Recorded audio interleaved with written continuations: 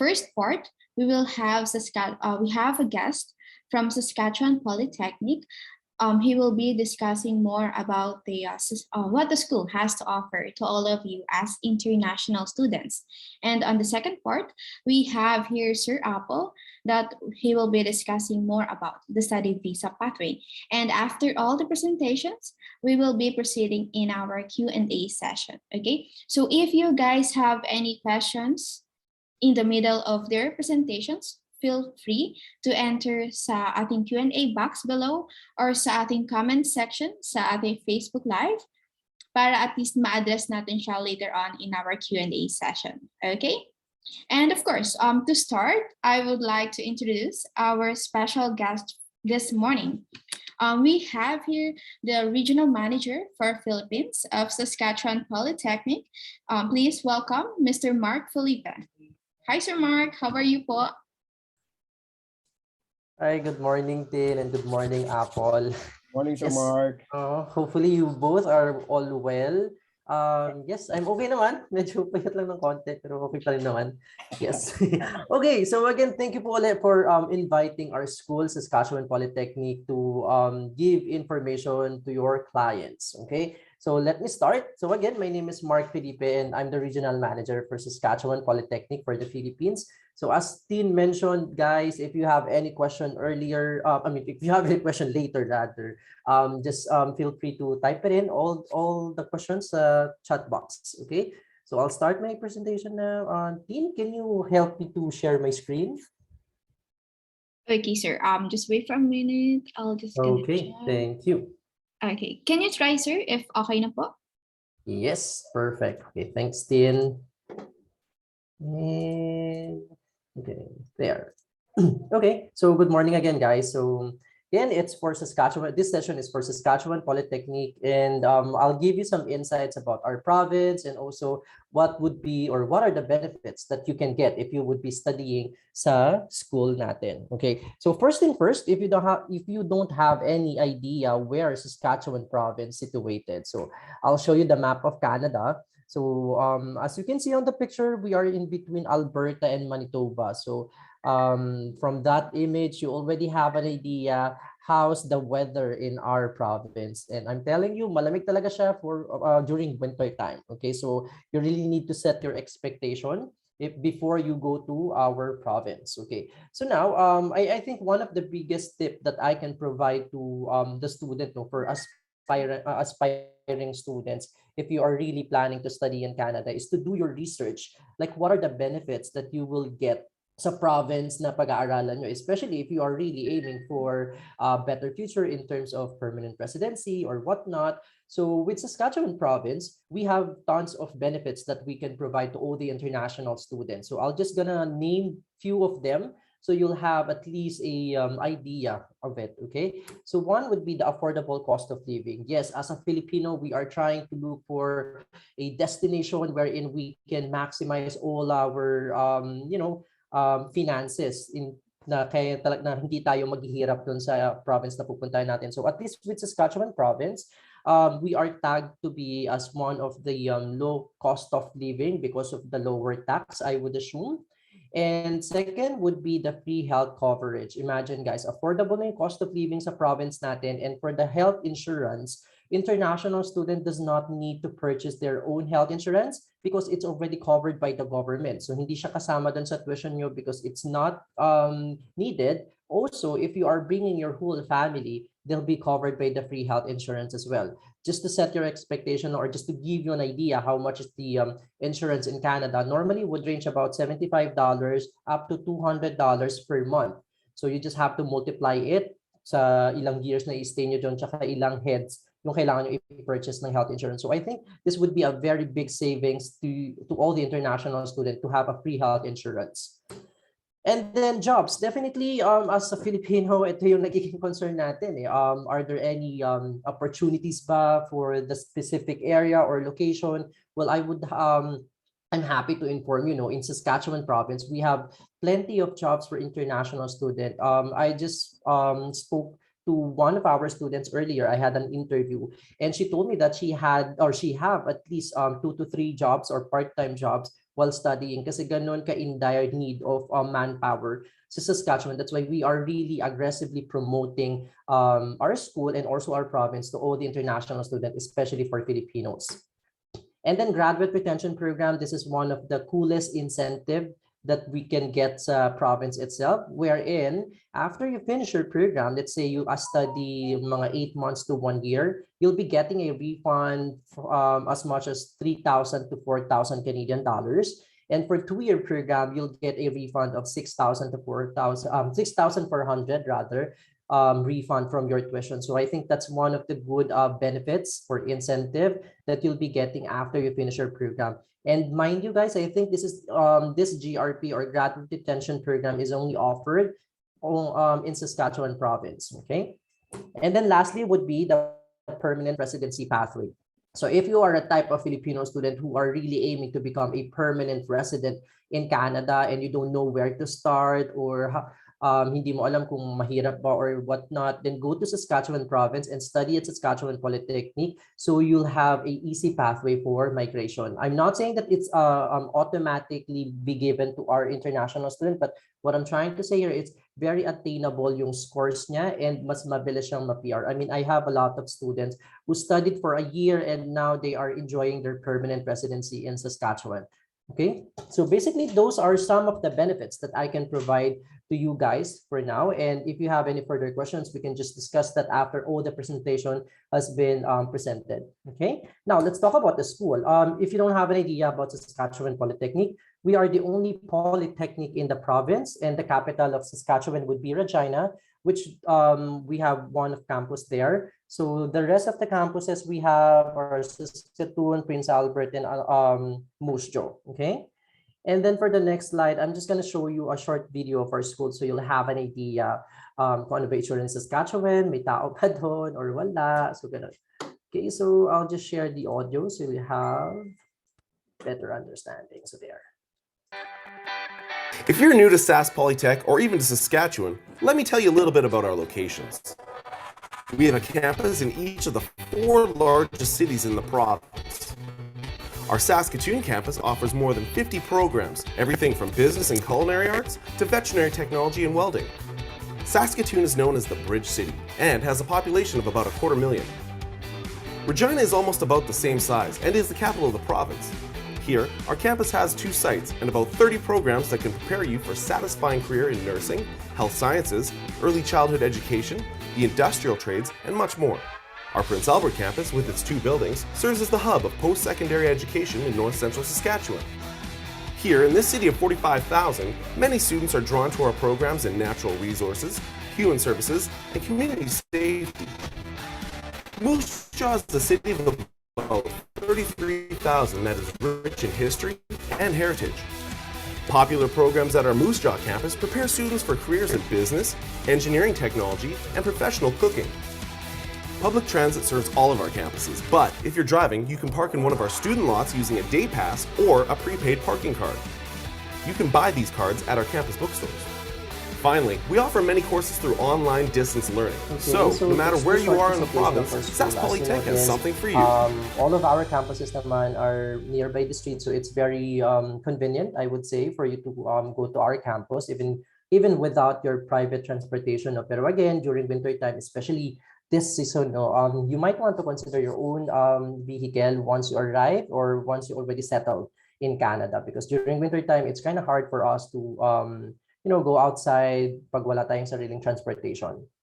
And then for the programs, I'm sure you are all excited to know what are the programs that we can offer to all the international students. So for the faculty of programs, these are the faculties that we can offer to you guys. So we have business, faculty of business, construction, health sciences, hospitality and tourism, and we even have the faculty for nursing program. So if you want to study practical nursing or Bachelor of Nursing, we have them for you.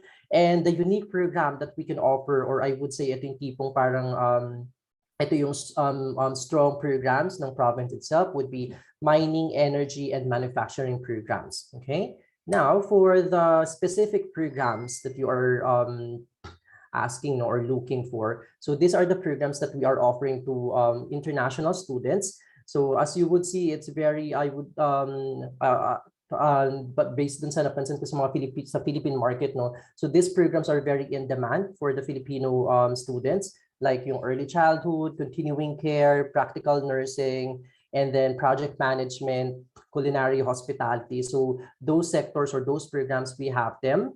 Also, I would also parang inform you guys that we are also we are offering bachelor programs. And the cool thing about it is hindi mo na siya kailangang i-take ng 4 years as long as meron ka ng undergraduate na natapos dito sa Philippines. And if you have 4-year degree na sa Philippines and if you want to do your bachelor's in our school, normally 2 years mo na lang siyang i-take. So at least maki-credit na yung credentials mo na natapos mo here in the Philippines. And then for the bundled programs, if I'm not mistaken, Saskatchewan Polytechnic is the only school who offers this kind of programs. Because some school, they can offer 2 programs naman, pero they call it 1+1, meaning you need to apply twice for your visa. But for bundled program, since one LOA lang yung offer sa uni Saskatchewan Polytechnic, but this is for a 2-year program. So I think it's very advantageous if you are planning to ace your visa applications.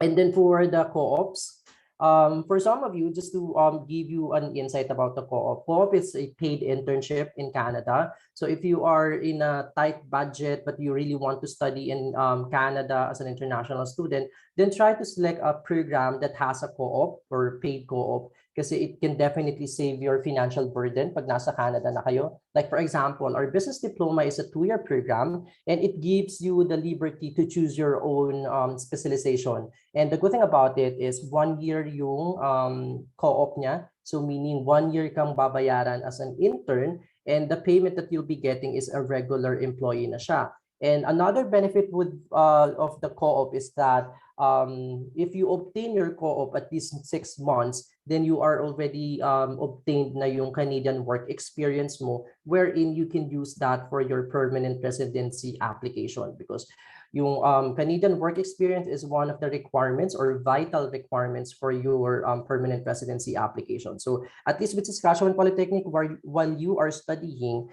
you are little by little completing your requirements for your permanent residency. Okay, and then and then for the programs that doesn't have a paid co-op, don't worry kasi meron naman siyang tinatawag na student placements, wherein you still be getting your part-time job or part-time internship. However, we cannot identify if it's paid or not because the employer will be the one to decide kung bibigyan kanya ng allowance or ng hourly rate. Okay. And then for the standard requirements, I'm happy to inform you guys that Saskatchewan finally agreed to waive the English proficiency requirements for Filipino students. So yes, no need for IELTS na for Saskatchewan Polytechnic application. However, you still need to provide your medium of instruction from your former school, okay? And then aside from that, you just have to provide your high school, college, credentials, passport, and then resume. So those are the basic documents that we are asking for Filipino students. Okay, but again, if you are applying for nursing programs like practical and Bachelor of Nursing, then you still need to provide your IELTS academic test score of 7.5 to 8.0. Okay. And then for the entry application process for Bachelor of Nursing and Practical of Nursing, these are the only programs na meron kaming deadlines. But for the rest of the programs that we are offering, then the programs will be open until the seat is filled in. Okay. And then for the application process, it's very simple. It's an online application, but I still encourage you guys to ask assistance from Teen or Apple because they'll be the one to lodge your application online. And then you just have to pay 150 application fee. And once we receive your application, you just have to wait 15 business days to receive your letter of acceptance. And once you receive your letter of acceptance, we will ask you to pay the deposit, which is 10,000 Canadian dollars. Once you pay the 10,000 deposit, then the last step would be processing of your visa, which Apple can assist you with that. Okay. And then for the living cost, this is just an overview, like magkano yung magagastos nyo doon per week in Canada. But again, 210 per week is kinda na sa akin and costly. But again, if you live in Canada or experience it normally, 50 to 100 actually magkakasya na sa inyo yun. Depende yun sa lifestyle nyo. Okay? And then for the annual estimated cost for Saskatchewan Polytechnic, normally 14 to 19,000 Canadian dollars per year. Okay, and then for the books and supplies, we are not saying that you need to pay the 700 to 2,500, no. This is just a forecasted fees kung gusto nyong bumili ng mga what do you call this, brand new materials. But again, in Saskatchewan Polytechnic, you can just purchase yung mga pre-owned materials, or you can just borrow books na lang or materials from the library para at least mas libre pa siya or mas cost efficient. And then lastly, for our services that we can offer to all the international students once they arrive in our school. So this one, you have to check din sa mga schools na papasukan nyo kung ano yung mga services na pwede nilang ibigay sa inyo habang nag-aaral kayo doon. Like sa amin, we have the cafeteria services, daycare options. So if you have kids or children, hindi nyo alam kung saan iiwan, then you can use our facility. Library, definitely that's given. I think all of the colleges in Canada, they have libraries. Employment career services, yes. So if you have any concerns about finding part-time jobs, Saskatchewan Polytechnic can assist you. But again, in Saskatchewan, it's very unusual for us not to get a job because around the corners, they are really looking for a part-timers, especially Filipino ones yung gusto nila. International advisors and counseling services, definitely this is very helpful. Kung meron tayong struggles sa academics, then you'll be assigned to someone para i-assist ka sa mga kahit personal problems pa yan, especially kapag na-homesick tayo, so they can offer mga services for counseling. Administration support, this one is very important. Keep in mind that if ever you have concerns with your visa applications, kung kailangan yung i-extend, processing of PGWP, or even the pathway for migration, Saskatchewan Polytechnic can still guide you guys for that concern, okay? Because we have a licensed migration consultant in our campus. Recreational center and fitness, this is free service to all of our campus. So if you want to be more fit in Canada, especially in our province, then you can utilize our fitness center. Okay, and lastly, if you want to follow our social media accounts to know more about Saskatchewan Polytechnic, then these are the social media accounts that we have. And yeah, that's the end of my presentation. Thank you, team and Apple.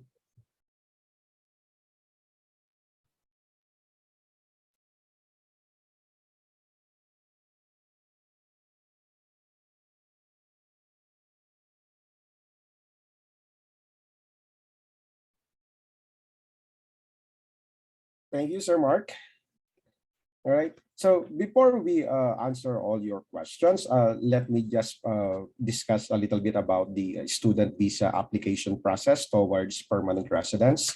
A little information about Gateway to Canada first. We are part of Canadian Immigration Consultancy Group, and we've been in the industry since 1989. We've been doing this for over 30 years already. Our operation started in Taipei, Taiwan, 1989. Philippine operation started in 1993. We've already sent thousands of clients to Canada who are now enjoying a quality life. At this point, let me talk about the student visa pathway to permanent residence. If the goal is to become a permanent resident through student visa pathway, it is important that you must ideally you take a 2-year program. Okay. You can take a 1-year program. You may still have a chance to become a permanent resident, but picture this, all right? The rule is that you may be given a post-graduation work permit for a period equivalent to the length of your studies. Meaning if you studied for a 1-year program, you will only be given a 1-year post-graduation work permit. If you studied for a 2-year program, you normally will get a 3 years post-graduation work permit. Why is that important? It is because the primary factor in order for you to become a permanent resident in Canada is you must have at least 1 year eligible Canadian work experience. Now, what if you only have a 1-year work permit after graduation and it took you 3 months bago ka nagkaroon ng trabaho? That would mean makakaipon ka lang ng 9 years na work experience. So short siya doon sa general requirement na 1-year experience. Sure, there are programs na hindi kailangan ng 1-year work experience, pero mas marami kang options kung meron kang 1-year experience. And if you opted for Saskatchewan Polytechnic, yeah, 1-year program will do because they have the Saskatchewan Immigrant Nominee Program. It is easier to get the permanent resident status. But if you will go for other school, you must take a 2-year program because not many provinces offers the same program like what Saskatchewan offers. All right, I hope that's clear. Now, so that's really simple. No? You study, apply for that post-graduation work permit, gain work experience, and then apply for your permanent resident status. Does it really works? The picture you're seeing is a picture of my family, actually. We are now permanent residents of Canada, but this picture was taken I think it's 2013 in one of our visits to Canada. during that time, we are not yet permanent residents. During that time, wala sa isip namin na mag-migrate because we thought hindi namin kailangan. But we decided to apply for permanent residence in Canada belatedly because we have a friend na IT guy, maganda yung career, multinational company, pinapadala siya sa iba't ibang bansa. And then the company offered a redundancy program, so nag-avail siya ng early retirement, nakakuha siya ng malaking funds. Unfortunately for that friend, in less than 2 years, naubos kaagad yung pera niya dahil nagkaroon siya ng serious medical condition. To the extent na pumupunta siya sa bahay ng mga kaibigan niya, nanghihingi ng tulong. So nabibigyan namin konting tulong. Pero one time, I was driving, ihatid ko yung wife ko sa work niya. She used to work with Accenture. Last post niya doon is as an associate manager. So napag-usapan namin, what if isa sa amin ay nagkaroon ng ganong condition? And worse, what if kapag nangyari yun, kung kailang retired na kami, wherein most likely wala na kaming coverage, no, sa insurances, baka maging burden kami sa aming anak. So medyo natakot kami doon sa ganong thought. Ang naging tanong is, what are we going to do? So we decided to immigrate sa Canada. Unfortunately for us, hindi na kami eligible sa direct immigration kahit may kapatid ng wife ko sa Canada, may mga kamag-anak kami doon across Canada, and then problema is the age factor. My wife was already 42 years old that time when we decided to go to Canada via student visa. So my wife studied in 2019. Before the end of 2021, we already got our permanent resident status. So it works. No? Doable yan, but it's not gonna be easy. Punong-puno yan ng sacrifice. So do not think that it is just a walk in the park. You need to ask yourself, why do this? Why immigrate to Canada?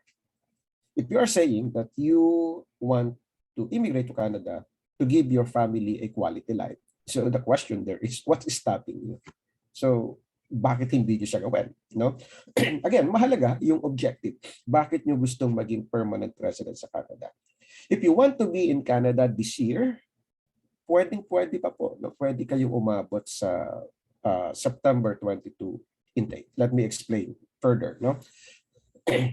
While I'm saying that the easiest and fastest way to become a permanent resident in Canada is via student visa pathway, be informed na it's not guaranteed, it's not something automatic na pagka-graduate mo ay magiging permanent resident ka. Right? I hope that's clear. Studying in Canada is not a guarantee that you will become a permanent resident. So your choice of school, your program, city, and province where you will go to, meron siyang direct and indirect effect towards your immigration plans. It is not required to hire the services of an immigration consulting firm like us. If you feel you can do this on your own, by all means do that. Visit canada.ca. All the information is there. But if you feel hindi nyo siya kayang gawin on your own, that's the only time that you consider hiring a consulting firm like us. No? While we cannot guarantee approval of your application, we will not and we cannot. No? Certainly, we can help you increase your chances of approval through proper documentation. How? If this is your first time to do this, you are more susceptible to commit the common mistakes. And small mistakes may cause huge problem.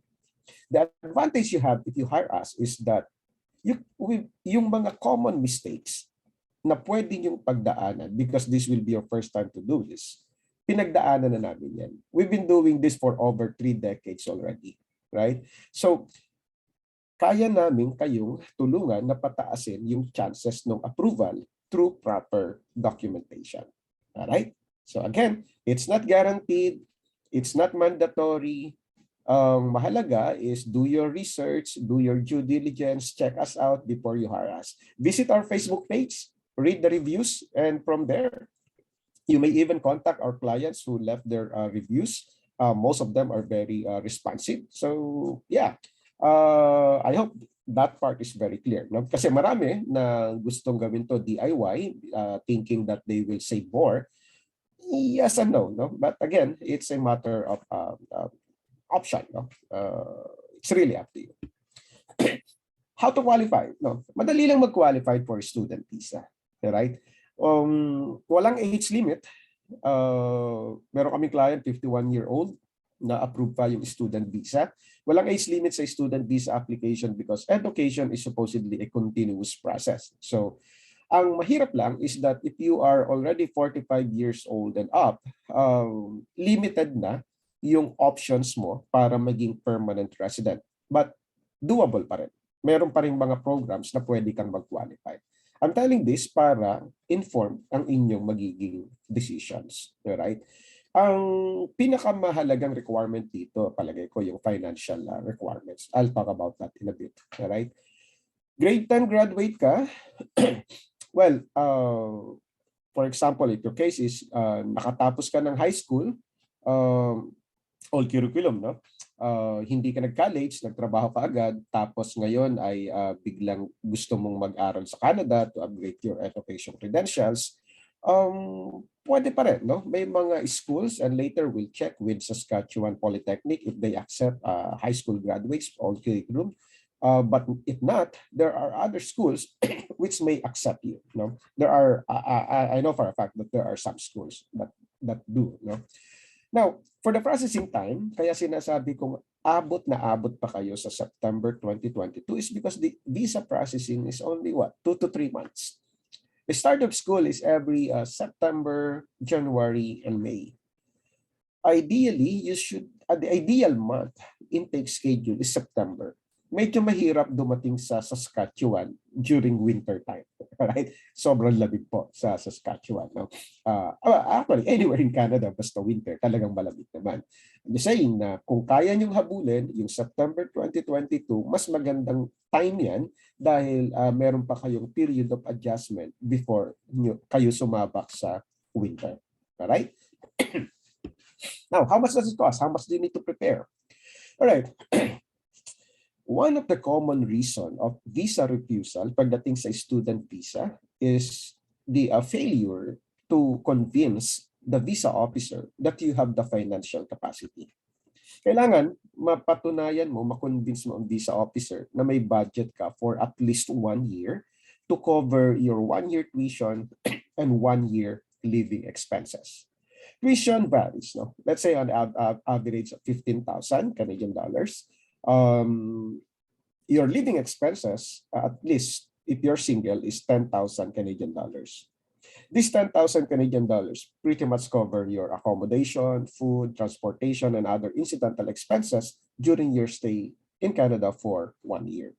So if you're single or married but you're going alone, you need to convince the visa officer that you have at least 25,000 Canadian dollars. That's 15 for the tuition and 10,000 for the living expenses. At 40 pesos exchange rate, that is around 1 million pesos. Okay? Now, if you're married or with dependents na gusto mong isama sa Canada, pwede naman, no? Yun nga lang, tataas yung requirement sa'yo doon sa living expenses allowance. Kung kasama yung spouse, additional $4,000. And then, kung may kasama kang anak, you need to add $3,000 each. That would mean, if you are married with 2 kids, you must have 20,000 Canadian dollars. That's 6,000 for the 2 kids, 4,000 for the spouse, and 10,000 for you. So that's 20,000 Canadian dollars. Now, How do you convince the visa officer na meron kang financial capacity? Given that the most common reason bakit nare-refuse yung application is the financial capacity factor, it is highly recommended that you apply under student direct stream. Okay? This is the priority processing stream. Pwedeng 30 days or less, may result na yung application mo. And mas mataas yung chances ng approval. That is because under the student direct stream, there are two streams, regular processing stream and the student direct stream. Under the student direct stream, you need to pay your tuition for 1 year in advance, right? Usually the school would require a deposit between 1,000 to 8,000 tuition deposit, but you have the option to pay that in full. Of course, yung common question dyan is what if bayad mo na yung 1 year tuition tapos na-refuse? Refundable naman po yung tuition. So that's not a problem. Another requirement is that you must open a guaranteed investment certificate account, GIC account. Simply put, it's your bank account in Canada. So instead of showing na meron kang 10,000 Canadian dollars sa bangko mo sa Pilipinas, ipadala mo na yan sa Canada. Okay, mag-open ka na ng account. There is a program for that para sa international students and we will guide you how to set it up. All right? Another requirement is that you need to take the IELTS. Saskatchewan Polytechnic does not require IELTS, but if you want to be processed under student direct stream, then you need to take the IELTS. Dapat walang mababa sa 6 and it's either general training or academic. Okay? Again, to clarify, IELTS is not a mandatory requirement for purposes of student visa application. If your school does not require IELTS, then you don't need to take the IELTS if you don't have any plan of applying under student direct stream. Okay? Now, applying under regular processing stream, pwede mo pa rin bayaran yung 1 year tuition, highly recommended. Pwede ka rin mag-open ng GIC account. Okay? So that is to address yung financial capacity factor. Alright? I hope that's clear, pero kung may mga questions, pwede natin pag-usapan yan mamaya. Another important information pagdating sa financial capacity is yung sponsorship. Allowed ba yung sponsorship? Yes. Kung kakagraduate mo lang ng grade 12 and then mag-aaral ka sa Canada as international student, hindi naman expected na meron ka kaagad 1 million pesos sa bangko, right? In that case, pwedeng ang financial requirement mo, yung funds to cover your study expenses sa Canada, pwedeng sponsored yan ng parents or any relative for that matter. Yung sponsor mo, hindi necessarily nasa Canada. Pwedeng nasa Pilipinas, nasa US, o kahit saang bansa, pwede yan. As long as makakapag-provide ang sponsor mo ng letter of support. Okay? Doon sa letter of support, naka-indicate kung magkano yung ibibigay niya, kung saan galing yung pera niya, and of course, dapat may naka-attach iyon na financial documents niya as proof na meron siyang financial capacity.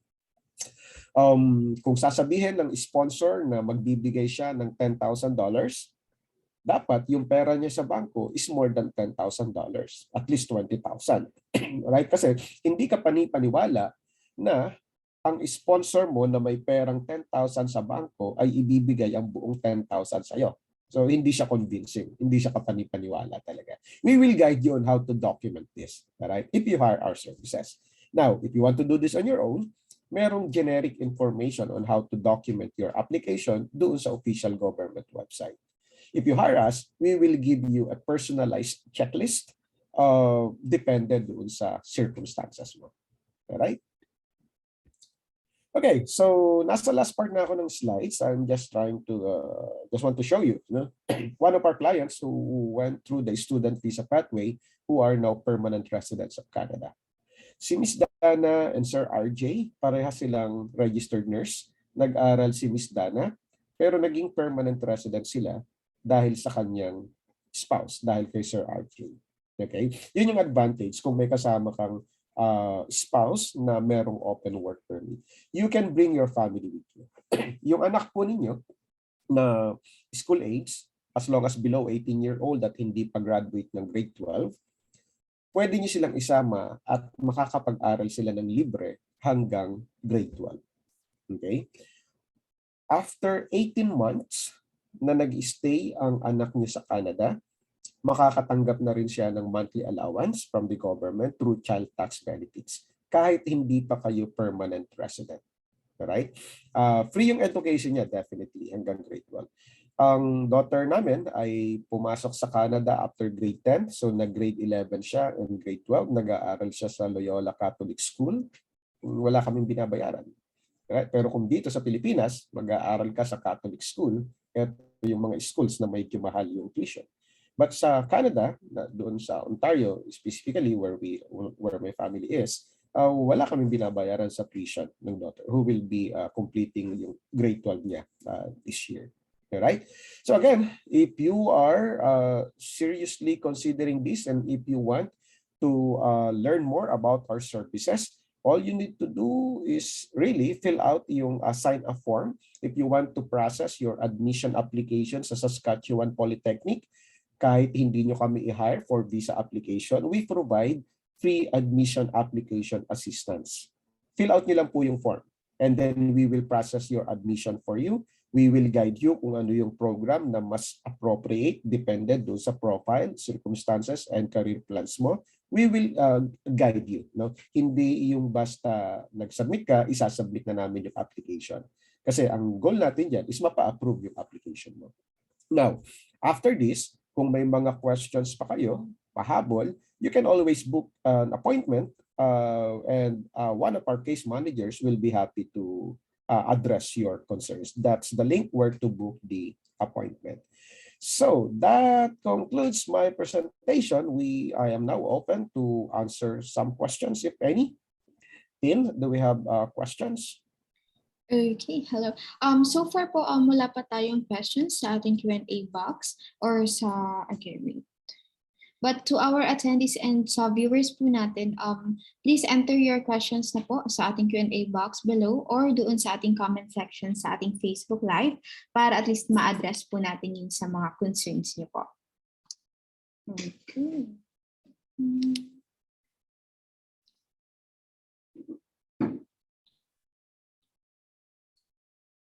Okay. There's a question for how much is your processing fee, Sir Apple? Okay. Our consultancy fee, that is what you meant, no? Basically, we have different packages. But to simplify, if you are interested for the student visa assistance, if you are single, that is 1,200 Canadian dollars, US dollars. 1,600 naman US dollars kapag meron kayong dependents.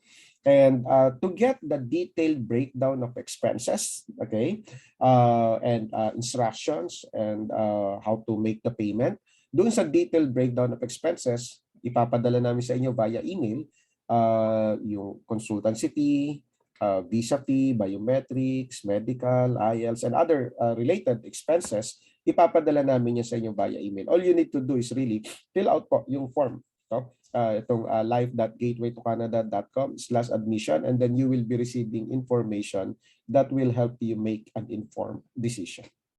Okay? Okay, thanks, Sir Apple. We have now our next question. This is from Sir Mark. How much is the tuition fee in Saskatchewan for one-year program in IT? What are the in-demand jobs in Saskatchewan? Thank you, Tino, and thank you for that question. Normally, a tuition natin for ICT program would range about 15 to 17,000 Canadian dollars.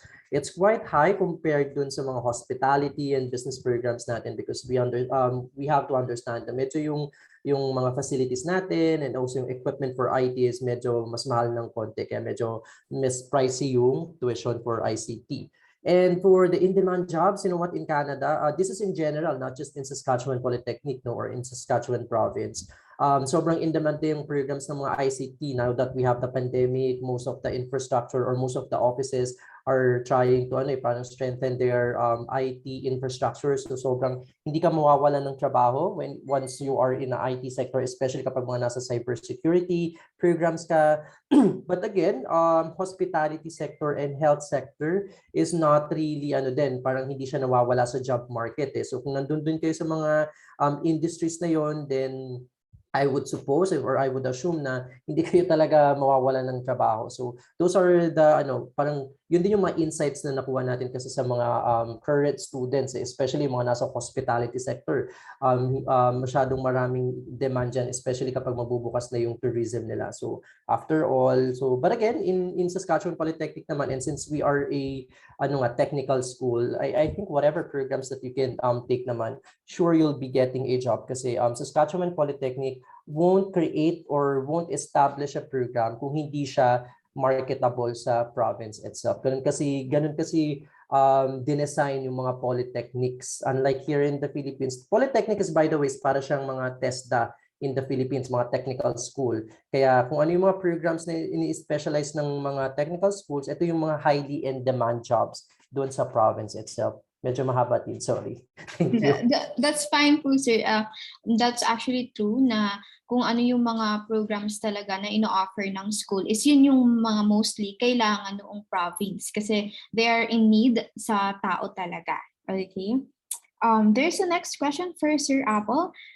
Just want to know what will be your part as a consultant or agency for us to reach our dream to be an international student and in the future to be PR in Canada? Okay, that's a very good question. Actually, our assistance starts from assisting you to figure out which program is appropriate for you depending sa profile, circumstances, and overall career goals mo. With the end in view of getting visa approved and of course, making it easier for you to get the permanent resident status. Now, so after assisting you with the admission process, we will assist you with the student visa application. And then once approved, and you still want us to assist you, we can further assist you through, by signing another agreement wherein the package would include assistance in extension of your study permit or work permit, depending on the requirements. We will assist you with the post-graduation work permit. We will assist you with the nomination application and finally, assistance to become in your permanent resident visa application. So we offer a total solution package. No? So from end-to-end ng process, pwede ka namin i-assist, depende yan sa'yo. In fact, if you want assistance only para sa admission, pwede namin gawin yan and that's free of charge. If you want to include assistance sa student visa process, we can also do that. If you want assistance sa PR application, we can do that. The advantage is that we've been doing this for over 3 decades already. So you can bank on our experience. Really. We cannot guarantee approval, for sure, but we definitely can help you increase your chances through proper documentation. Thank you. Okay, thanks, Sir Apple. Okay, we have a next question. I'm a forestry graduate.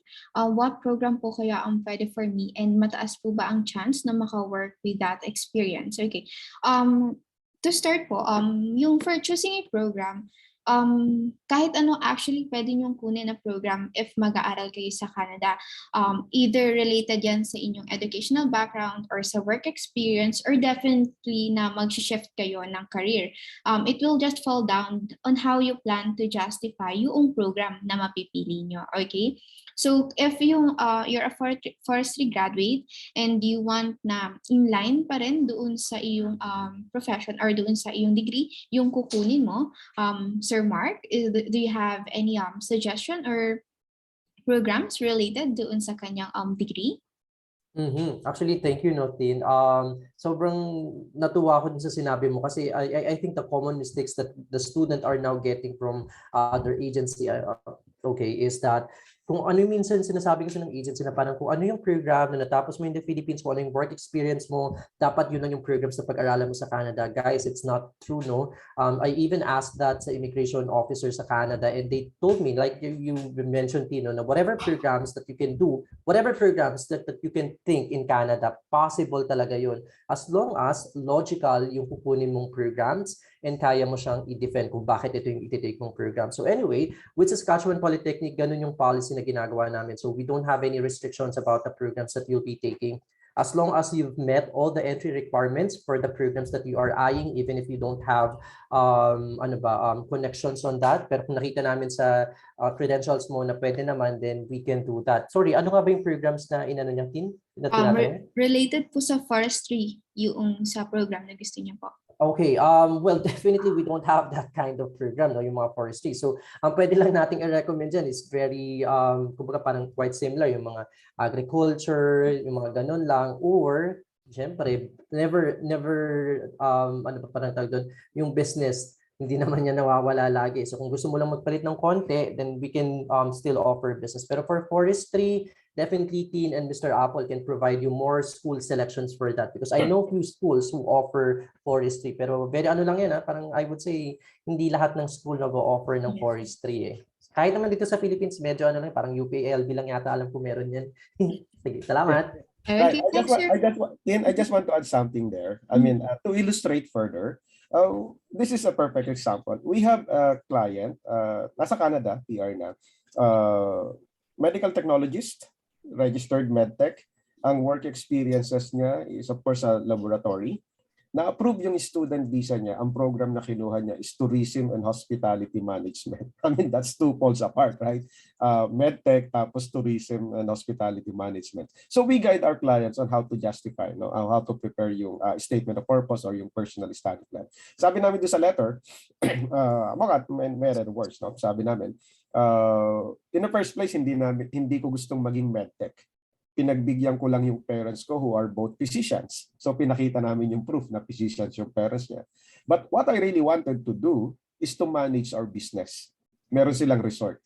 So na-connect niya yung program doon sa kanyang career plan kahit wala siyang directly related na training and previous experience related sa tourism and hospitality management. Bottom line yan, kailangan mong sagutin yung tanong na, how will studying this program in Canada help you career-wise pagbalik mo ng Pilipinas? So that is the question that needs to be answered in deciding which program to take. Right? Thank you, Tim. Okay, thanks, Sir Apple. We have actually next question for you po. When you say 1-year Canadian work experience, does it mean the work you went through must be related to the course you are taking up? Not necessarily. All right. Sa Australia and New Zealand, I understand na ganun yung requirement na pagka-graduate mo, dapat yung work experience mo related doon sa tinapos mo in order for you to qualify for the permanent residency. But Canada is different, right? Hindi necessary na yung work experience mo ay related doon sa natapos mo. Okay? Ang mahalaga ay ma-meet mo yung specific requirements ng program na pinag-a-applyan mo as a permanent resident. Pagdating sa work experiences, medyo tricky din yan dahil when you talk about Canadian work experience class for purposes of express entry application, your experience should have been gained after you completed your program as international student. But for most provincial nominee programs, your experience part-time as international student counts towards the experience required under the provincial nominee program. So you need to know the specific details of the program that you intend to apply with. Right? And that is where we come in. No? I-guide namin kayo. Dito pa lang, nakaplano na kung paano ka magiging permanent resident. Meaning, ito yung kukunin mong program dahil ganito yung profile mo, pagka-graduate mo, ito yung mga kailangan mong gawin, and then ito yung specific program na a-applyan mo. So, less stressful ito sa'yo. Other than mag-DIY ka, pagdating doon, kung kani-kanino ka magtatanong, minsan iba pa yung mapapagtanungan mo, minsan maloloko ka pa, or dumaan ka sa education agent na wala namang experience sa immigration services, so napapabayaan pagdating doon sa Canada. Napakarami namin hinahandle ng mga international student graduates sa Canada na nag-apply either DIY or through education agent na walang nag-a-assist for their permanent resident application. So we provide that such assistance. All right? Thanks, Tim. Okay, thanks, Sir Apple. Also, I just want to add lang doon sa regarding sa Canadian work experience kasi most question is kailan ba naka-count yung Canadian work experience? Counted ba yung part-time works? Okay? So, yung for Canadian work experience po, it will only be counted sa stage ni student sa postgraduate work permit niya po. So, yung mga part-time works, hindi siya totally kasama doon sa work experience na kinakount. Okay? Next. Clarify on that. Yung part-time work experience while studying, while it is true na hindi siya counted sa Canadian experience class ng express entry, sa maraming provincial nominee programs, counted yung work experience part-time as international students. That needs to be clarified. Thank you. Okay. Thanks po, Sir Apple. We have next question po for Sir Mark. In Saskatchewan Polytechnic services, daycare and migration consultation are for free. Good question, no? For the consultations, definitely yung mga counseling, visa concerns natin, definitely those services are definitely free. Pero for mga yung daycare centers, unfortunately, you have to pay minimal fee for that. So depende po yun kung ilang kids yung i-enroll natin, and in Saskatchewan Polytechnic, we encourage the student to enroll ahead of time kasi nga maraming nagdadala ng buong family with kids so nauubusan tayo ng seats for that. Okay? So yun lang naman, very minimal, pero you still have the upper hand pa din naman to look for your own facilities where you can leave your child kasi sometimes mas mura daw sa outside campus. So yun lang naman. Thanks, Dean. Okay, thanks, Sir Mark. We have actually next question for you. Most questions here po is about the full tuition fees, kung saan nila makikita, and yung sa courses offered by Saskatchewan Polytechnic po. Okay. What I can do, I can send the link here dito sa chat box para makita nyo yung tuition and fees and also the whole program. Pero perhaps what I can also do is I can send it to Mr. Apple and to you, Tin, no, para you can disseminate this to all of your clients as well. Okay, thanks, Sir Mark. Next question po natin is for Sir Apple. Most questions po na na-receive natin is about the processing fee. If full payment na po ba once na mag-sign up, or how much yung kailangang need po to sign up, Sir Apple? Right. The consultancy fee is either 1,200 for single or without dependent, and 1,600 USD kapag may dependent. Supposedly, it's a one-time upfront payment. But if you will sign up on the date before the end of this month, okay, you can make a deposit of 500 USD, and then you may pay the balance within 60 days. Okay. Thanks, Sir Apple. We have next question for Sir Mark. Is it okay if no experience in IT company? What are the chances? I think this is for the IT program requirement po, sir. If okay lang na walang work-related experience po. Good question, no.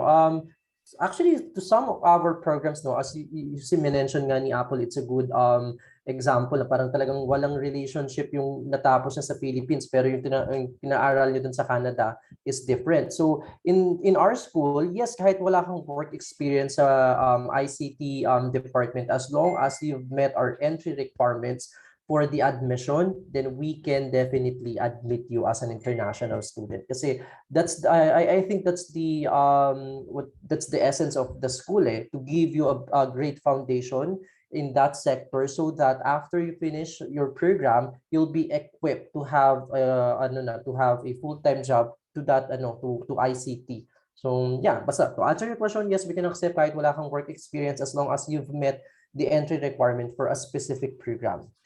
Thanks, Dean. Okay, thanks, Sir Mark. We have actually the next question for you. If I only take 1-year program or same service processing fee applies ba sa 2-year program? Hindi pala siya exactly for you, Sir Mark. Just to clarify lang po, ano po yung ibig sabihin niyo po dito for your 1-year and 2nd-year program? Kasi for Saskatchewan Polytechnic, they have bundle programs po na you can take or you can receive 1 LOA for 2 programs na po. Okay. We have next question. Per checking on Sask Poly website, you don't have business programs in Saskatoon? Wow, thank you for doing your research. You know what, yan din yung nagiging concern ko eh. Sayang, maganda kasi talaga yung Saskatoon. This is one of the highlights ng province. But unfortunately, for at least for international students, we don't have business program for Saskatoon.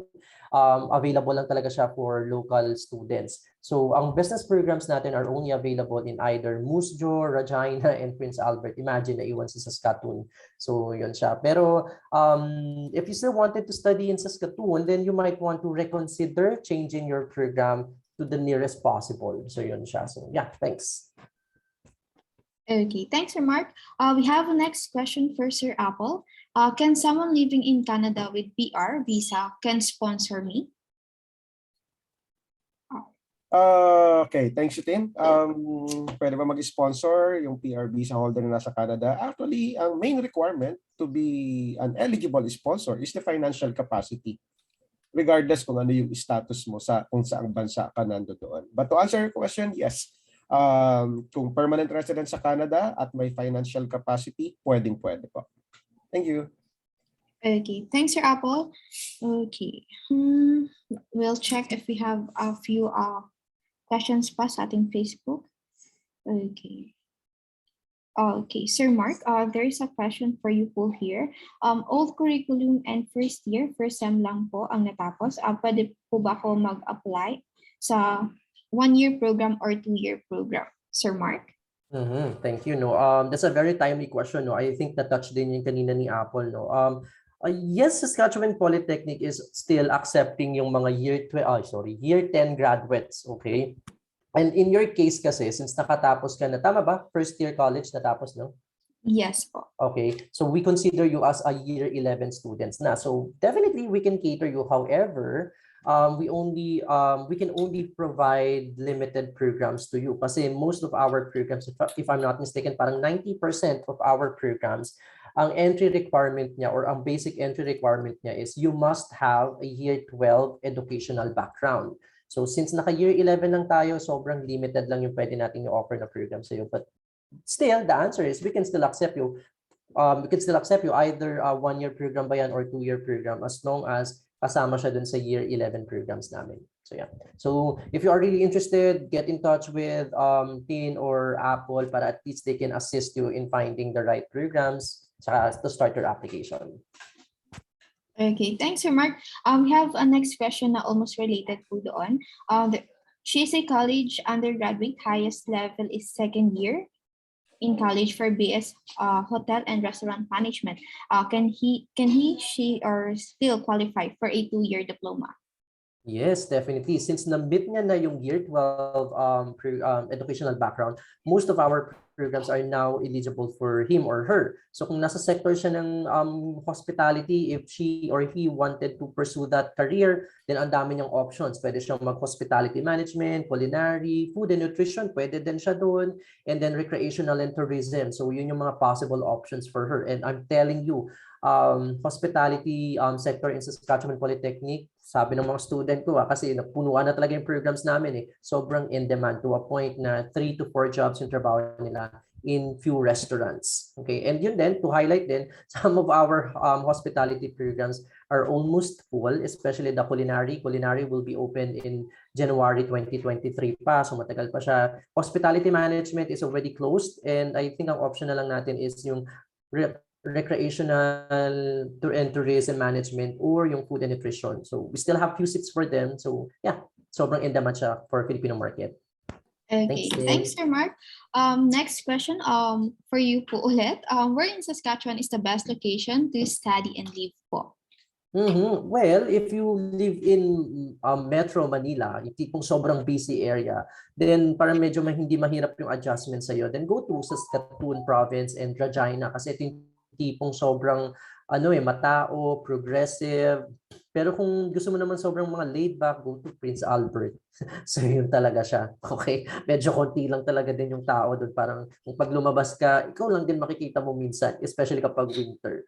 Okay? Pero again, depende kasi yun sa classification ng natin o ng type ng lifestyle natin. Kung gusto mo ng tahimik, then do your na lang din research for location. Pero tahimik konti. Okay, thanks, Sir Mark. Okay, we have next question for Sir Apple. Ideally, how many months should be given for lodging if I'm planning to enter for fall intake? When would be the best or latest month for lodging, Sir Apple? Okay, that's a very good question. Ideally, you should already file your application 4 months before the intake. That would be the best case scenario for you. Para kung may konting delay, abot ka pa rin. So ang processing is 2 to 3 months. So if you file your application 4 months before, so you have ample time. Pero for some reason, hindi mo kayang mag-file ng maaga, then file as soon as you could, as soon as you can, right? So ideally, it's 4 months before. Thank you. Okay, thanks, Sir Apple. Next question is, meron po bang school na around 300 to 400K in peso ang tuition fee? Yes, of course, kung dito papasok yung sa, kung let's say may preferred kayo na specific na papasok doon sa budget nyo, so let us know para at least ma-assist namin kayo in looking for a specific school. But for Saskatchewan Polytechnic, their tuition fee ranges to 14,000 Canadian dollars to 19,000 Canadian dollars for 1 year na po. Okay.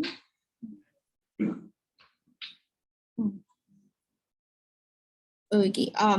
Sir Apple, there's a question. What are the provinces that will count the part-time experience for PR application? Okay.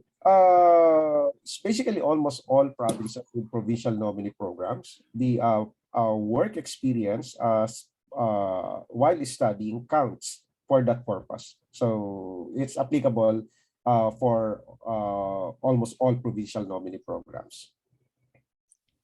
Okay, thanks, Sir Apple.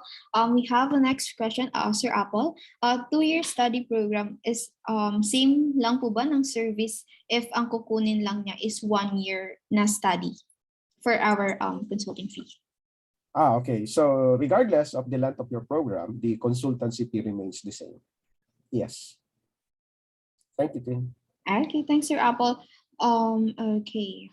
We don't have any other questions na, but if you have any questions sa ating viewers or sa ating attendees, please enter lang po sa ating comment section or sa Q&A box dito sa ating Zoom para at least ma-address din po namin. Then I can see some question, one question from Sir Ray na hindi pa natin nasagot. Okay, let me read this. Engineering graduate, walang financial capacity ang family ko. Pwede po ba na magpatulong sa co-op para maging sponsor? Okay. That will not work, Sir Ray. So para ma-approve yung student visa mo, yung funds mo dapat ay available na at hindi subject sa maraming contingencies pa. Alright? So dapat readily available siya at hindi manggagaling sa future income. Kapag hindi natin na-establish yung financial capacity, there's a great chance na ma-refuse yung application. Tim? Thanks, Sir Apple. We have our next question. Is 1-year program doable to apply for PR after school and during PGWP? If you go to Saskatchewan Polytechnic, yes. Some, if you go to Ontario, that's very difficult. British Columbia, medyo mahirap din. But definitely, if you take a 1-year program sa Saskatchewan, medyo hindi ka mahirapan maging PR because of their Saskatchewan Immigrant Nominee Program. Thank you, Tim. Okay, thanks, Sir Apple. So far, wala na po tayong questions sa ating Q&A box. And for our comment section, I think na-address naman na natin lahat.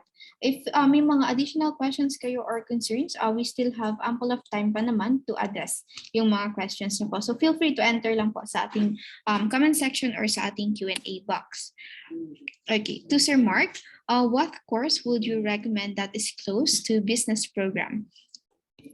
Actually, madami tayong options for that. Especially kung nakapag 5-year undergrad tayo dito sa Philippines kasi pwede tayo ma-qualify for mga postgraduate degrees. Yun din pala, nakalimutan kong i-touch yun, no? Guys, we are offering from certificate, diploma, bachelor's, and postgraduate. Ito yung tipong tinatawag na parang pre-masters. However, with Saskatchewan Polytechnic kasi, for us to be able to enroll for postgraduate, kailangan meron tayong 5-year degree sa Philippines or at least nakapag-masters na tayo kung hindi tayo kasali sa year 12 graduates. Pero kapag hindi natin na-meet yun, do not worry because we can still offer you mga diploma programs. So for that question, a specific program question, ang dami natin pwedeng i-offer for business diploma. As I mentioned earlier, you have the liberty to choose your own specialization. So pwede kang mag accountancy, human resources, financial services, marketing, and management. So pwede mong piliin yun as your specialization. Plus, yun din, meron siyang paid co-op na 1 year. So malaking tulong yun sa finances mo. And as mentioned nga ni Mr. Apple kanina, that can use na for your processing for permanent residency because it's already counted for your Canadian work experience, at least for Saskatchewan Polytechnic, that's I'm sure of. And then aside from that program, you might want to consider din kung gusto mong mag-shift ng ibang program since nasa sector ka ng business dito sa Philippines, you can actually do hospitality na or even health sciences kasi you're qualified for that based on your requirements. But again, you just have to lang talaga articulate your statement of purpose. Why are you taking a different program dun sa natapos mo sa Philippines? As long as you can justify that, everything will run smoothly with the help of Mr. Apple and Miss Tin, definitely. Okay, thanks, Sir Mark. We have next question na. Allow po ba na 1 sem lang muna ang deposit sa tuition fee? Okay, for visa purposes po, if you will prefer na 1 sem yung babayaran nyo, we suggest na you should open a GIC account for your living expenses. And ipakita nyo na lang po sa inyong bank documents yung funds nyo na available talaga siya yung sa tuition fees for the 2nd semester. But of course, we still recommend na 1 year tuition fee and 1 year for the living expenses yung for GIC para ma-convince natin yung visa officer in terms for your financial capacity to study sa Canada po. Okay, next question, Sir Apple. To clarify lang po, if I avail of the student visa package, does that include the processing fee for the PGWP or would that be another fee as well? Okay, that doesn't. The student visa package does not include the assistance for post-graduation work permit. If you will avail of the PR package after visa approval, then that will include assistance for extension of permits, PGWP application, nominee application, and until PR application. So we will sign you up first for the student visa package. Thanks, Tim. Okay, thanks, Sir Apple. Next question, Sir Mark. Sa postgraduate programs po, anong meron para sa electrical engineering graduate po? Okay, postgraduate, no? Actually, yun nga talaga yung mga target market natin, yung mga graduate ng engineering kasi mostly mga 5 years talaga sila. Well, definitely, andyan yan, yung project management for engineering. Correct me if I'm wrong na lang, no, Ms. Tin and Mr. Apple. No? I think project management is not being offered in the Philippines as a formal program. Kaya normally, sinasuggest ko talaga yun kasi maganda itong gawing for a statement of purpose. Pwede mong sabihin na parang, since this program is not available in the Philippines, then dun ka mag-aaral sa Canada just to get the formal knowledge about project management. And normally din talaga yung mga engineering, ito yung kinukuha yung mga project management because of the line of their work. Aside from that, they can also do business management ng under postgraduate and also supply chain management. That is very big market now in Saskatchewan Polytechnic. I'm not sure why, pero sobrang in demand siya ngayon to a point na we only have like 1 seat available for fall 2022 intake ng supply chain management. Pero if you still want to make habol for that application, then we can prioritize. Just let Ms. Tin and Mr. Apple if you want to pursue. So basically, those are the programs that I can think of that would complement your educational background. Or we can also concentrate on your engineering careers. Meron din tayong mga postgraduate about it. And we can discuss that with the help of Ms. Tin and Mr. Apple naman.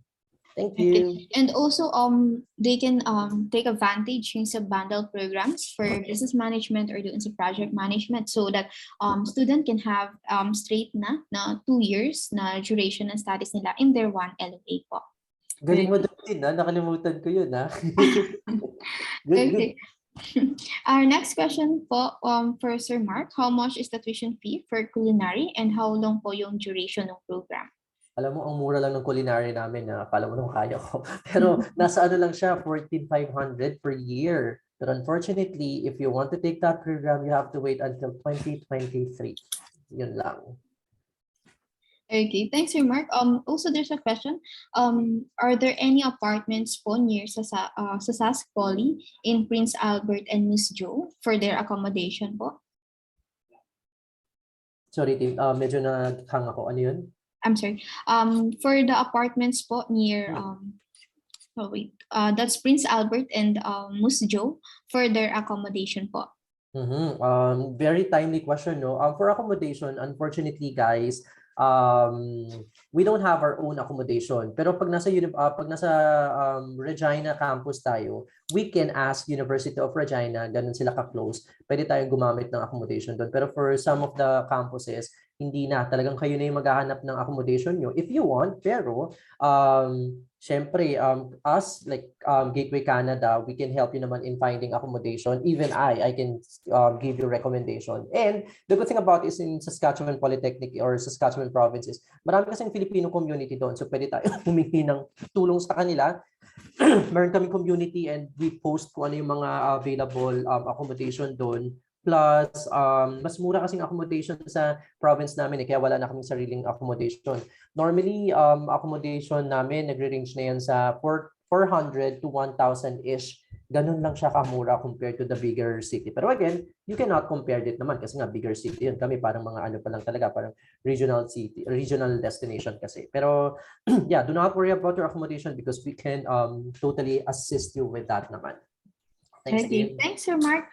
We have next question for Sir Apple. If ever po ba na ako yung sa student visa applicant, kasama si common law as open work permit, and a 15 years old son, hindi po ba kami mahihirapan? Madami naman po bang job opportunities para kay partner and makakapag-school na rin po ba yung 15-year-old child, Sir Apple? Okay, medyo maraming items Oo. na question na yan. Okay, so una-muna, i-address natin yung common law relationship. So kung common child nyo yun, palagay ko hindi kayo mahihirapan. No?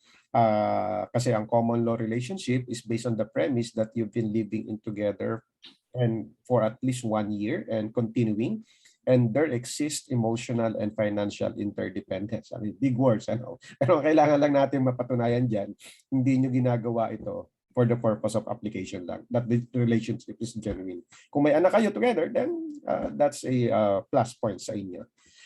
Hindi ba kayo mahihirapan dahil tatlo kayo, wala kayong kakilala? Like I've said earlier, it's not a walk in the park. Hindi ko siya isusugarcoat.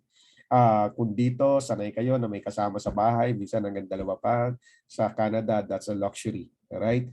So, hindi ko alam kung ano yung definition nyo ng mahirap, pero definitely, there will be sacrifices. Pero ang malaking kaibahan niyan is that at the end of it, you will be rewarded. No? Just imagine you and your family. I mean, pero yun, no? Paano ba kayo mahirapan? Hindi ba mahirap dito sa Pilipinas? Let's talk about the pandemic. Maraming na-displaced na workers dahil sa pandemic. Sa Pilipinas, yung mga displaced workers, yung piling-piling-pili na workers, nakatanggap sila ng one-time na 5,000 pesos subsidy. Hindi lahat nakatanggap. Right? Sa Canada, simula nung March 2020, yung mga displaced workers, nakakatanggap sila ng $500 per week. That's $2,000 monthly mula nung March 2020. Compare that doon sa one-time 5,000 pesos na subsidy dito sa Pilipinas. Saan po ba mas mahirap? Pag na-infect ka ng COVID virus, dito problema mula sa testing, medication, confinement, hospital bills. Kung severe case yan, pwede umabot ng 1 million yung hospital bills mo. No? Sa Canada, hindi mo problema yun. I mean, saan po ba mahirap? Alright? So, I mean, I cannot answer that for you, pero yun, depende nga doon sa objective nyo, bakit nyo gustong pumunta ng Canada. Your kids, pwede silang mag-aral ng libre hanggang grade 12. Dito, kailangan mong magbayad. Right? Lalo kung private school yan, mas mahal yung tuition. So, yeah, doable po yan. Yung trabaho, what you need to understand, bakit sobrang aggressive ang Canada sa pag-invite ng mga immigrants na pumunta sa Canada is because they have this projected in the coming years labor shortage problem.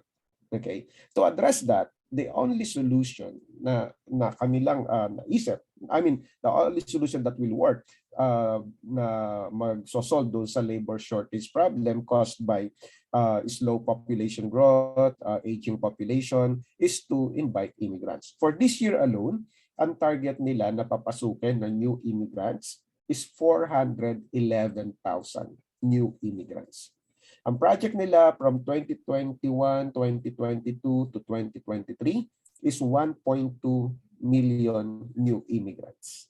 So, the very reason bakit sila magpapapasok ng napakaraming immigrants dahil magkukulang sila sa tao. So, yung trabaho, hindi dapat maging problema. Ang sabi ng mga clients diyan, kapag hindi ka nagkatrabaho, malamang hindi ka naghanap. Alright? So, I don't know kung nasagot ko po lahat ng items sa questions niyo, pero kung may hindi ako nasagot, please do a follow-up question. Thank you po. Okay, thanks, Sir Apple. Next question po natin is for Sir Mark. I have a family with 2 kids, 3 years old and 7 months old.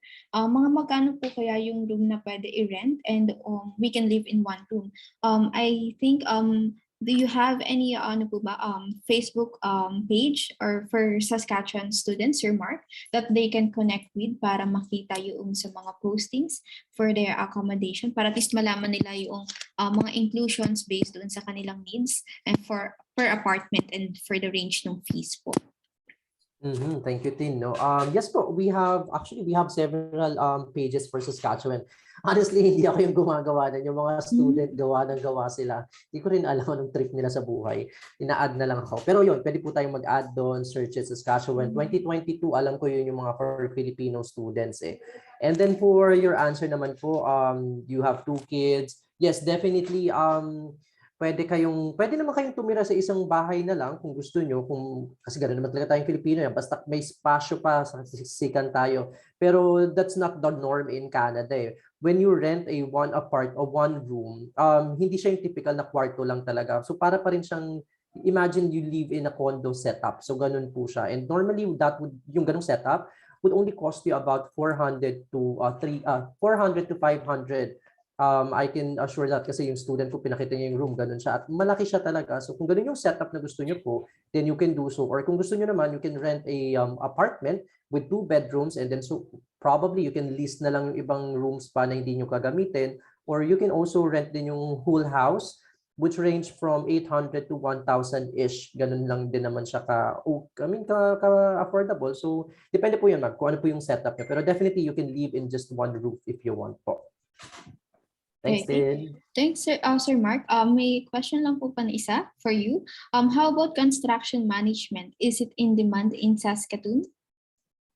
Construction management, I would say yes kasi sobrang konti lang yung ano natin eh, konti na lang din yung seat natin. We are open for at least 30 seats for September, but now we only have like 5 seats available. So construction, syempre since technical schools tayo, I think the good thing about it is you don't need to to think kung saan ka maghahanap ng employer mo kasi it has a paid co-op yung ano na yan, yung program na yan, and we will be the one to deploy you kung saan ka magi-internship. And normally these companies who looks for part-timers, ito na yung tipong company na ready mag-accept ng full-time employees eh. So yun siguro yung nagiging becoming ni Saskatchewan Polytechnic. And as yung sinabi nga ng student ko kahapon nung in-interview ko siya, sabi niya, nakakatuwang isipin kasi mostly ng mga bosses or managers na nag-work sa Saskatchewan province are Filipinos and studied at Saskatchewan Polytechnic. So from that testament, you could see na parang we really provide or we really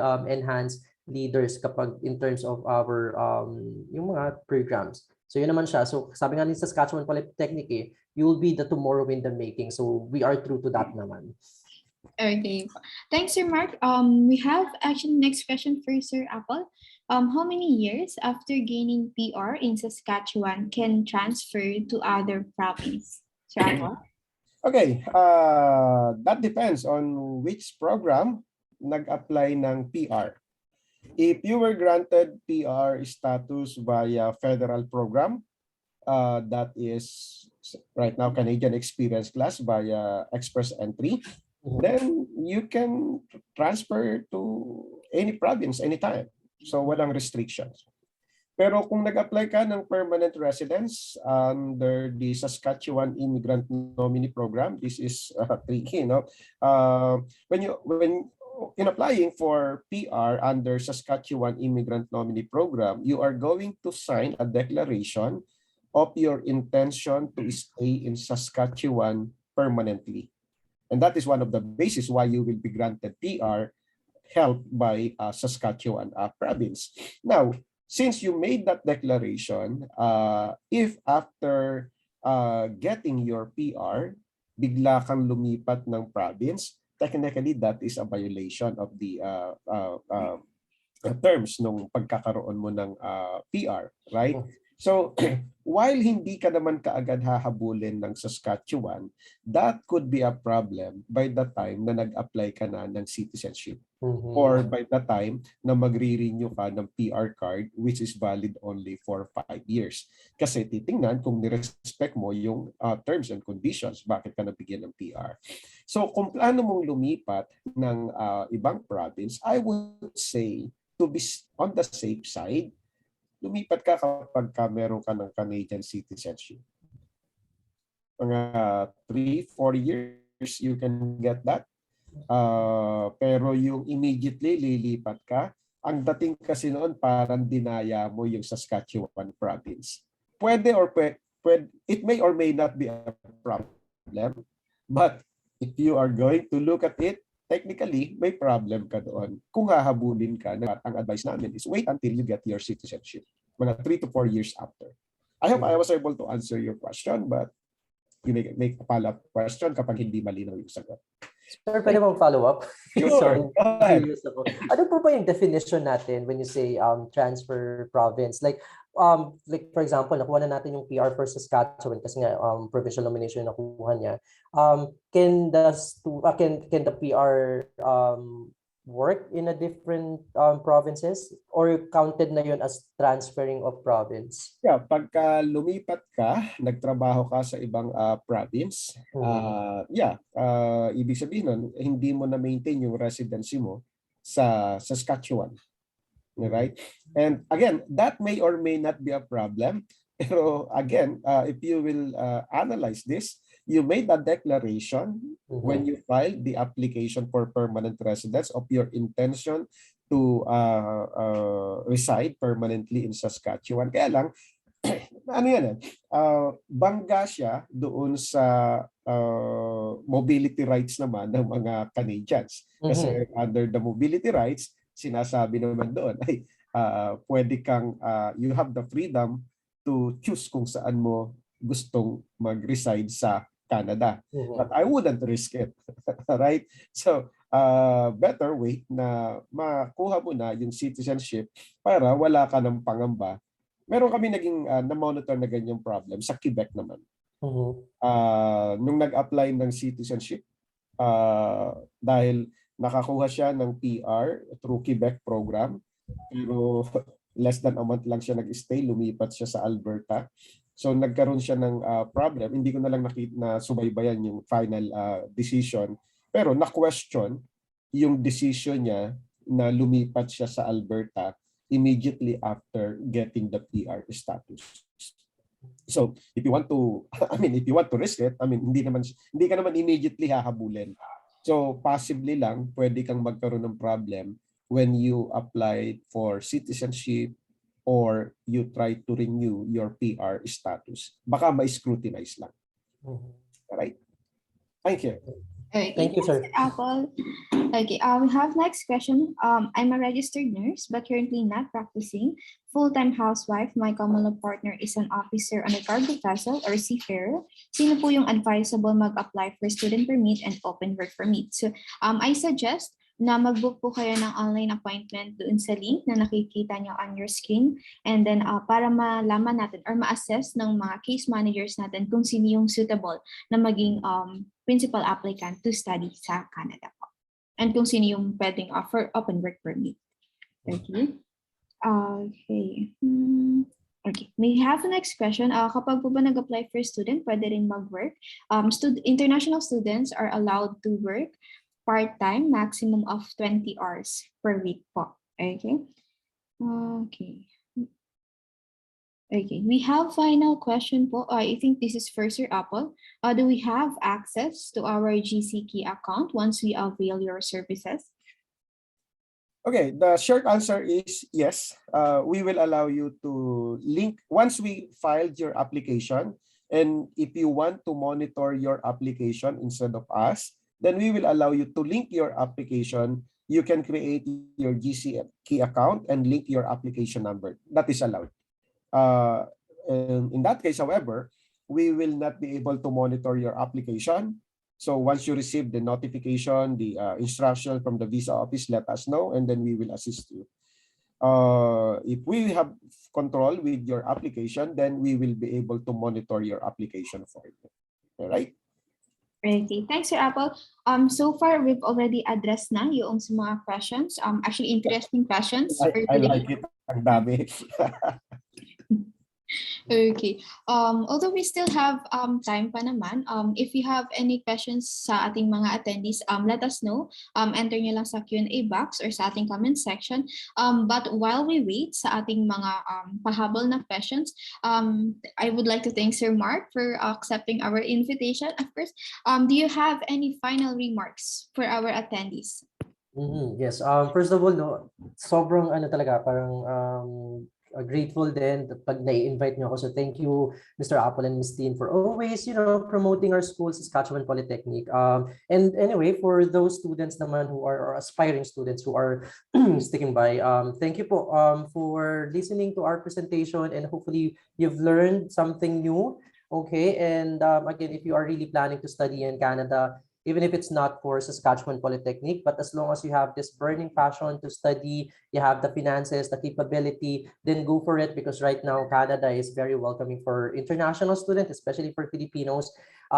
Remember na lang to, guys, kapag na-reach na ni Canada yung limit niya for migration, then definitely mahihirapan tayo, katulad na din sa Australia. So yeah, and hopefully I'll see your application sa Saskatchewan Polytechnic, because again, we're not just promoting quality education, we are promoting quality future. So again, sabi ko nga, if you want to be the tomorrow in the making, study at Saskatchewan Polytechnic. Thanks, Dean and Mr. Apple.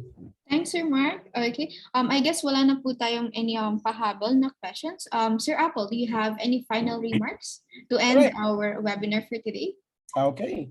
So what shall I say? Okay. So whether you hire us or you do it by yourself, if you really want this for your family, just do it. Okay. Now, if you want assistance for admission application through Saskatchewan Polytechnic, we can do it for free. All right. Because we have this arrangement with Saskatchewan Polytechnic, we can do that for you. All right. So now, if you decide to hire our services, then that's another option that you may make. But if you want the detailed breakdown of expenses, detailed information about the process, you want it received via email, simply sign up. There's the link there. And then after this, if you have follow-up questions, book an appointment, and one of our case managers will be attending to your concerns. That being said, thank you very much. Have a great day ahead. Have a great weekend. Ingat po tayong lahat. Bye. Thanks, Sir Mark. Thanks, Sir Mark. Appreciate it. Thank you po. Bye-bye. Bye, guys.